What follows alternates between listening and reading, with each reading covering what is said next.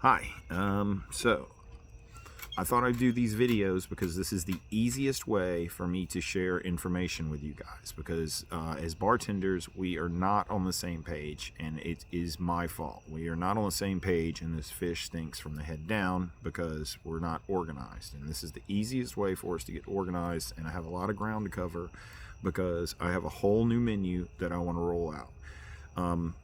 The menu is important because I think it's going to solve a lot of our problems, because I want you guys to think about this. We only do one thing.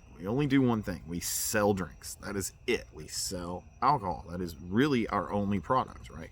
And these people come to us and they're looking for an experience. They can drink at home. You can sit at home and drink for a fraction of the price, but that's not what they're doing. They were coming to us for an experience. So the number one complaint I hear from bartenders is, and I did a video about it. You should see my YouTube channel. I'm hilarious. The whole video is the customer, I don't know what I want. And they make you run through this whole thing. They make you run through all the options, and they're making you answer these questions because they can't make up their mind, right? So instead of making a decision, maybe if I just keep asking him questions, and they'll make you answer questions for. So our whole goal here is to come into Eclipse, and this is the greatest job in the world if you think about it, because what other job can you come in, drink for half price while you're working, right? Which is something we need to pay attention to, but you can do that. But what we're trying to do is we are trying to maximize how much money we can make in 4 hours, right? So you have to come in and be this character for 4 hours. And we need to address the customer the same way. What we're trying to do with the customer is to make it simpler, make it easy for them to make their decision, because that's the problem. You're dealing with customers that are intoxicated, they are distracted. They're not stupid. I know they come across as stupid. They're not stupid. They are amazingly distracted, because it's a very distracting place. They're with their friends. They're not paying attention, and they're intoxicated. You know why they're intoxicated? Because we sell them alcohol. So that is our job. Our job is to deal with intoxicated people. So what I want to do is make this efficient, and I think we can do it, and give them the experience. That's what they're coming for. When you have somebody say, I don't know what I want to drink, let's show them what they want to drink. They're asking us for this, and we can steer them right to it. And it's as simple as color. It's simple as that. And this drink menu is going to simplify things. So I want to start over with how we approach a customer, right? And these are not optional things. And I want to tell you why. This isn't like because of me. It's because there are people in the industry. There are general managers who come to your location, and it's called with general managers, it's called the light bulb thing. If a general manager comes into your place and sees light bulbs out, they're going to assume you are a shitty general manager because you're not changing the light bulbs. You can go change the light bulbs and they'll think you're great. When these people come in, they are in the service industry. They expect things. One of those things they expect is for there to be a napkin on the bar. And this napkin serves multiple purposes, right? There are multiple bartenders at a time. If I look to my right and I see a customer standing there without a drink, I'm going to approach him, and now I have used time and we look unorganized. If there's a napkin in front of him, then I know that Maddie has gone up and already approached this customer and has already gotten their drink order, and he's now waiting for Maddie to bring his drink. I can now, instead of going right, I can head left, because I can look over there and tell. Waffle House does the same thing. You notice they don't write down anything. They know from where they place things. We're way simpler than that. All we're doing is selling a drink. So you need to put the napkin down. The other thing is the customer now has a drink that is going to sweat, and they're sitting in water. And I keep coming and finding drinks that don't have a napkin. You need to put a napkin down for the customer. These are not optional things. And as we do this, there's a method to my madness. So let's talk about the menu.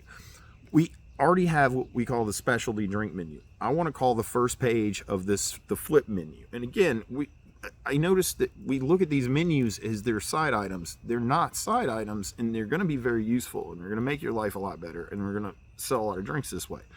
If you take that menu and put it in front of your customer, the first one, instead of calling it the specialty drink menu, we're going to call it the something sweet, because that's what that customer says. They say, I don't know what I want. Give me something sweet. We're like, listen, here you go. We're going to put it in front of them. And this drink is already, we have the Adios Motherfucker, which works great. The Basic Bitch. The Adios Motherfucker is just a blue Long Island iced tea, and we need to use the bottle that we have of Long Island iced tea for those, and for the buckets, and for the hurricane glasses. The basic bitch we already know, but we're going to change the basic bitch. Before it was Tito's, right? Now we're going to use the flavored Georgie, and we should use the cherry for that, because now the basic bitch, one of the problems I have with the basic bitch and the Malibu Sunset is I can't tell them apart when they're exactly the same color. Therefore, if we take the basic bitch, use the cherry flavored Georgie vodka, it still has the cherry flavor. The basic bitch is going to come out orange, and then the Malibu Sunset will still be red in color, because it's the Malibu grenadine and pineapple. Now, with these drinks, we're going to stop using the pineapple where we can. With the Adios Motherfucker, it's just a squirt, so it doesn't matter. Sweet and sour. But with the Malibu Sunset, these other drinks, there is a product called Tampico. Now, the Tampico drinks, this is going to sound confusing, but it's not. The Tampico drinks are, it is a pre-mixed orange juice. So you have these flavors already mixed in it, and they're all over the menu. All of this is just based off the same product, and I call it Volt, V-O-L-T. So the V stands for vodka, orange, lemon, and tangerine. Tangerine is what starts on the thing, but Volt just makes an acronym so you can remember. Volt, V-O-L-T, Volt. Vodka, orange, lemon, tangerine. So the basic bitch, now instead of it being Tito's and having to mix, we're going to have this product already ready to go in a tumbler or something like that, just like we have orange and cranberry. So now the basic bitch becomes the flavored Georgie. Use cherry. All you got to do is the cherry and this mixed product, basic bitch, boom, and it's going to come out orange. The Malibu Sunset, same thing. Instead of using pineapple, which is very expensive, we can use this Tampico, and they're getting all those flavors already mixed in. So it's the same thing. Cherry Popper is going to be on the menu. Still working on the names, but it's going to be something like that. Again, we're going to use the cherry vodka, and you're going to use, it's a Volt drink. The orange lemon, this is the Tampico. We're going to put it in there. Blue balls, blueberry, tangerine dream. You guessed it, orange, and it has tangerine as the Volt anyway, right? Purple drink, I love that name, and of course that's going to be grape. It'll be grape and Tampico. That is it. The green panty dropper, it'll be the green apple and the Tampico, and then we have green tea on there. These are our specialty drinks. Now, we notice we get those in the hurricane glass, or I've been making them in the hurricane glass. You put a flavored straw and you put one of the little lighty balls in it. Now, this is fantastic. And I'm thinking of raising the price of this up to $12.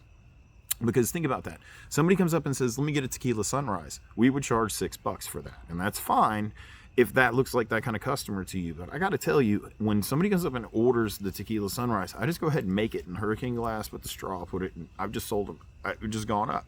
We've at least at 10, and we're talking about going to 12 on these drinks here. Probably keep it at 10 for now. We'll talk about going to 12 shortly.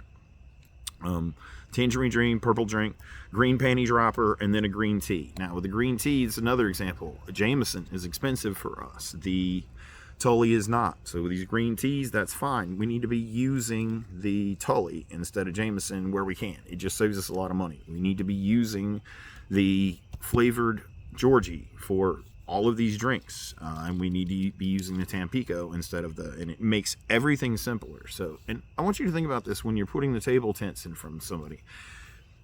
This table tent is a tool, right? And we need to be using it, but this does not mean when the customer sits there and you're like, excuse me, I've been waiting, and you come up and go, the menu's right here.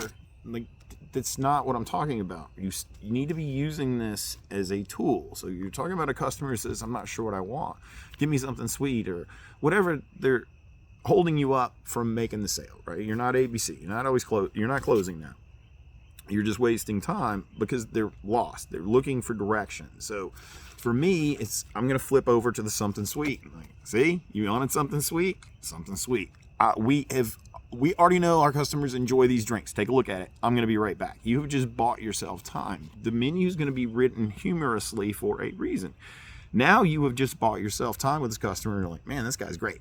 You can go take care of something else. You can watch this customer out of the corner of your eye. You can see them sharing the menu with each other, still reading the menu, flipping around. You can tell by their body language when they're time to order. You've just bought yourself time. The menu is going to do your selling for you, and it just bought you time. These people can sit there and talk and whatever, and by the time you get back to them, they're going to have a better idea of what they want, and we're going to make it fun. They're going to see the lit up drinks. You're going to know where we're going with this, and we'll be able to turn these drinks faster and turn a $6 drink into a $10 or $12 drink like that. All of this should make perfect sense to you intuitively. The others will be buckets. Now, buckets are not for Patron. They're not for anything other than what we're going to discuss here. Do not use these buckets for everything. You have got to have been losing your mind to even consider that. We're going to be very specific on what goes in the buckets because, hey, we're going to kill some.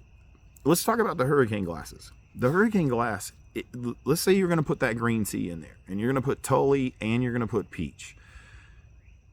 If you do a full 3-4 count, however you were counting in your head, 1.5 ounces to 2 ounces, you've now put 3 to 4 ounces of liquor into that hurricane glass.